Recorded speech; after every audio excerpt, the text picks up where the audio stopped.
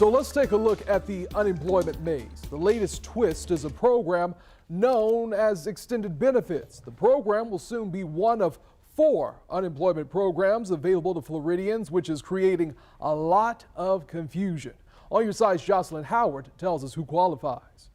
Extended benefits. It's a program that hasn't been triggered since the recession. Extended benefits gets triggered once unemployment rates have risen above 5% for a certain period of time. The program allows up to 6 weeks in additional unemployment benefits after someone has exhausted federal pandemic emergency unemployment compensation, or PEUC. You have to have exhausted PEUC between June 7th and November 7th in order to qualify for extended benefits. Currently, people who exhausted both state and PEUC benefits move on to federal pandemic unemployment assistance, known as PUA. But this chart released by the Department of Economic Opportunity shows extended benefits are supposed to be used before PUA. So that means those who qualify for extended benefits will be forced to switch to the extended benefits program once it's enacted. You will be prompted to apply for extended benefits. And unless you apply, you probably will not continue to be able to request benefits. Although this seems like a lot of trouble to get the same amount of money, those who qualify for extended benefits will be better off come 2021. Extended benefits, luckily, is not part of the CARES Act program. Because Congress has not yet extended the CARES Act, funding for programs like PUA is set to expire December 26th. But extended benefits will continue into 2021. Florida hasn't announced when extended benefits will kick in, but DEO says it's sometime in December. You'll get 2 to 3 weeks in January, depending on when the program is actually available. Jocelyn Howard, First Coast News, on your side.